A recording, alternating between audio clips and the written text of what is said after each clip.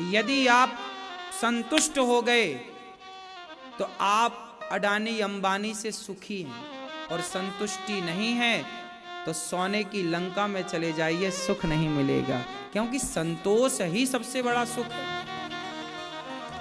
जब आवे संतोष धन, सब धन धूरी समान। बात सही है कि गलत है? सबसे बड़ा धन क्या है? मैया क्या बोलती तू? सबसे बड़ा धन क्या है आपके पास? काहे नहीं ले आओ? बाजार में मिलता है संतोष? नहीं मिलता। कहाँ मिलता है बताओ, हम बुला के दें आपको। मैया यदि आपके जीवन में संतोष होगा ना, तो आपके चेहरे की मुस्कान बताएगी कि आप संतुष्ट। आजकल आदमी हंस काहे नहीं रहा है? बंदरों टाइप का मुंह बनाए बैठा रहता 24 घंटे। ना स्माइल है, ना मुस्कुराहट है, कुछ भी नहीं, सब गायब। क्यों? संतोष नहीं। संतोष यदि जीवन में होगा तो आपके होंठों पर एक मुस्कान होगी। आप मुस्कुराते नहीं हैं, हंसते नहीं हैं, क्योंकि संतुष्ट नहीं। छोटे छोटे बच्चे देखो मुस्कुराते हैं, हंसते हैं। बच्चे बिस्तर पर लेटे लेटे सोते सोते भी मुस्कुराते हैं। संतोष, संतुष्टि व्यक्ति को बहुत आगे ले जाती है। अरे जीवन में आए हैं, जी लो, संतोष रखो, जितना है मेहनत करते रहो, आगे आता रहेगा। असंतुष्ट आपको नष्ट कर देगा। असंतोष व्यक्ति को नाश की ओर ले जाता है। असंतुष्ट रहने वाला व्यक्ति चिड़चिड़ा होता है, तनाव में डूबा रहता और नाना प्रकार की बीमारियां घेरती हैं। पहले के लोग 100 साल तक जीते थे। क्यों मैया? आज का आदमी 60-65 तक जा रहा है, बस 70 भी अब कम पहुंच रहे हैं। सही है कि गलत है? बोलो हाँ। क्यों? पहले के लोगों में और आज के लोगों में अंतर क्या है बताओ? आज के लोग संतुष्ट हैं कि पहले के लोग संतुष्ट थे? बोलो। पहले के लोगों में संतोष था, जो है वो इतना संतुष्ट था पहले का आदमी कि जब दाल रोटी बनाता था तो बाहर झांक के देख लेता था कि मेरे द्वार पे कोई भूखा तो नहीं, और मिल जाए तो उसे बिठा करके वो नमक रोटी खिलाता था। खाता नमक रोटी तो नमक रोटी खिला करके किसी साधु को, किसी भूखे को, उसको खिलाकर फिर खाता था परिवार के साथ। वो बहुत संतुष्ट था, वो नमक रोटी में संतुष्ट था। और आज तुम पिज्जा, बर्गर, चाउमीन में संतुष्ट नहीं हो। क्यों जी? सही है। पहले का आदमी, पहले घर में दाल बनती थी, सिर्फ दाल।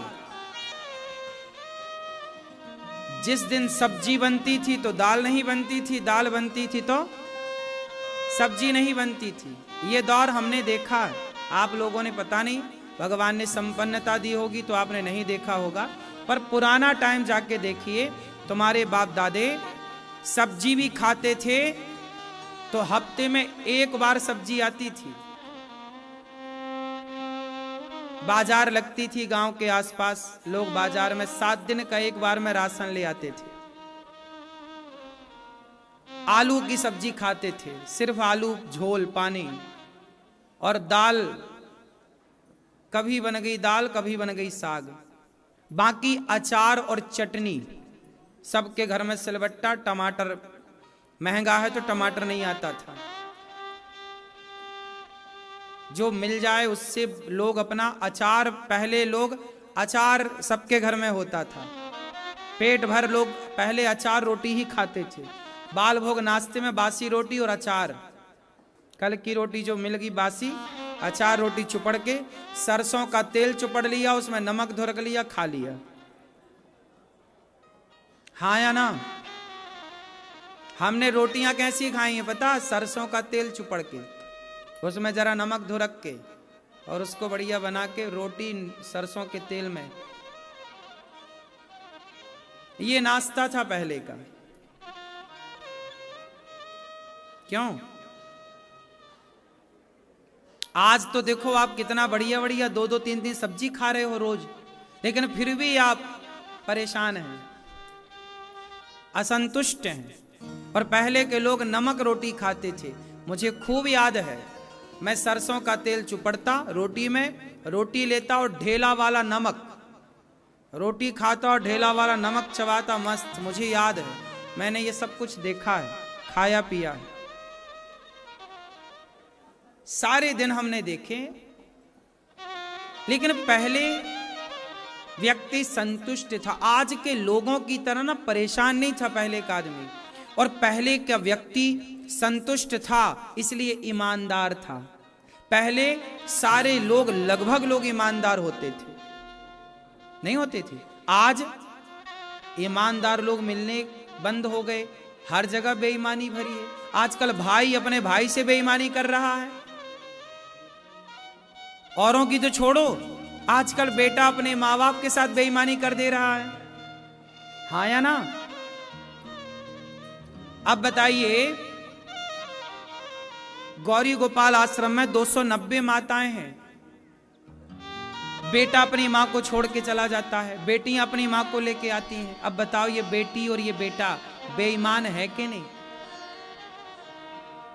ईमानदार होते तो तुम अपने माँ बाप की सेवा ना करते। जब माँ की संपत्ति तुमने ले ली, माँ बाप ने तुम्हें बचपन में तेल मालिश करके तुम्हारी हड्डियां मजबूत की, और अब उस माँ को तुम बुढ़ापे में छोड़ रहे हो। ईमानदार होते तो माँ को सोने के लिए और खाने के लिए रोटी कितनी चाहिए, जगह कितनी चाहिए, तुम कैसे कैसे करके अपने माँ को भी रखते ना, सेवा करते। तुम बेईमान थे, इसलिए तुमने अपनी माँ को घर से निकाल दिया। ईमानदार होते तो माँ की सेवा करते। इसलिए कहता हूं, ईमानदार बनो। पहले के लोग ईमानदार थे, पहले के लोग अपने माँ बाप का खूब ख्याल रखते थे। क्यों? पहले के जमाने में आदमी अपनी पत्नी के सिवा पराई औरत को देखना पाप समझता था। पहले के लोगों के अंदर ये भावनाएं थी कि मैं किसी और को देख रहा हूं मतलब ये पाप है। आजकल का आदमी पाप को तो भज ही नहीं रहा है। आजकल का आदमी कहता हम तो ब्रह्मा को नहीं डरते, लेकिन पहले का आदमी डरता था। पहले के आदमी में डर था, गलत करने से डरता था। पहले का आदमी झूठ बोलने से डरता था। हाँ या ना? पहले का आदमी पराई औरत को देखने से डरता था। डरता किसके लिए था? ये पाप है। वो जानता था कि पाप की परिभाषा क्या है, वो जानता था कि पुण्य की परिभाषा क्या है। आजकल का आदमी नहीं जानता कि पाप पुण्य क्या है। उसे लगता है कि जो हम कर रहे हैं सब सही है। पहले का आदमी पाप करने से, झूठ बोलने से डरता था। हाँ या ना? पहले का आदमी सत्य के राह पर चलता था। देखो ना, आपने मुंशी प्रेमचंद्र जी की एक कहानी पढ़ी हो, पंच परमेश्वर। मुंशी प्रेमचंद्र जी ने उस जमाने की एक कहानी लिखी। पहले कोर्ट कचहरी नहीं हुआ करती थी, तो न्याय कहां होता था? जैसे आपके गांव में कोई विवाद हुआ, जमीन का, भाई भाई का, फला फला फला, तो गांव के लोग बैठते थे पंचायत में, उसे कहते थे पंच परमेश्वर। कौन बैठता था? गांव के बड़े लोग बैठते थे, 5 लोग बैठते थे, या 5 गांव के लोग आकर के बैठते थे। उसकी बातें सुनते थे कि भाई तुम्हारा मसला क्या है, बात क्या है, दिक्कत क्या है, और सुन करके तुरंत उनको न्याय देते थे। चाहे अमीर हो गरीब हो, वो न्याय करते थे। और पंच परमेश्वर का किया गया न्याय सारा समाज मानता था, आपको मानना ही पड़ता था। और वो लोग वहां बैठ करके गलत न्याय नहीं कर सकते थे। पंच परमेश्वर पढ़िएगा, मुंशी प्रेमचंद्र जी की एक छोटी सी कहानी। जुम्मन शेख, खाला जान, अलगू चौधरी, ये सब उसमें पात्र हैं। हमने पढ़ी है। हुआ क्या था, उस समय अलगू चौधरी का एक मित्र था, तो उसने कुछ गलत किया। तो अलगू चौधरी को जब पंच परमेश्वर बनाया गया तो उसको लगा यार ये तो मेरा मित्र है, ये मेरे पक्ष में फैसला करेगा। लेकिन जब वहां बैठता तो उसने तो अपने मित्र के खिलाफ फैसला कर दिया, क्योंकि दोस्त गलत था तो पंच परमेश्वर तो सही करेगा। अब तो भैया वो हिल गया कि यार तूने मेरे साथ गलत किया। अब दोनों की दोस्ती टूट गई। अब उसके अंदर खटास आ गई, किसने मेरे पक्ष में फैसला नहीं किया। अब हुआ क्या कि एक बार अलगू चौधरी जी के साथ कुछ बात हुई, तो जुम्मन शेख बैठा वहां पर फैसला करने के। अच्छा अब तो मैं फैसला करूंगा, और तूने मेरे पक्ष में नहीं दिया, मैं भी तेरे पक्ष में नहीं दूंगा। लेकिन वहां पर अलगू चौधरी सही थे, उस पर जो आरोप लगाए गए वो गलत थे। लेकिन जब वहां पर उस गद्दी पर बैठे तो वहां पर उसने भी फैसला अलगू चौधरी के पक्ष में ही किया, मतलब सत्य के पक्ष में। वो चाह करके भी झूठ ना बोल पाया। वो जानता था कि मुझे इसके पक्ष में फैसला नहीं करना, क्योंकि इसने मेरे पक्ष में नहीं किया था। भाई तू गलत था तो तेरे पक्ष में नहीं हुआ, आज तू पंच परमेश्वर बना बैठा है। तो वहां पर सोचिए कि जो व्यक्ति ये चाह करके बैठता था कि मैं इसके साथ फैसला इसके पक्ष में नहीं करूंगा, मतलब पहले का व्यक्ति इतना ईमानदार था कि उस गद्दी में जाके बैठता, उसका प्रभाव था कि वहां पे वो झूठ नहीं बोल पाता था। पहले का आदमी झूठ बोलने से डरता था। लोग कहते थे अरे ईश्वर को डर, भगवान देख रहा है, झूठ काहे बोल रहा है। कोई देखे ना देखे, तेरी अंतरात्मा और परमात्मा तो जान रहे हैं कि तू सच्चा है कि झूठा है। तो पहले के लोग, पहले के जमाने में वीडियो नहीं थी, पहले के जमाने में कोर्ट कचहरी नहीं थी, पहले के जमाने में सत्य था। हाँ या ना? गांव का मसला गांव में सुलझ जाता था। जब कोई बड़ा मसला होता था तब राजद्वार तक जाता था, राजाओं के यहां जाके, और राजा लोग न्याय करते थे।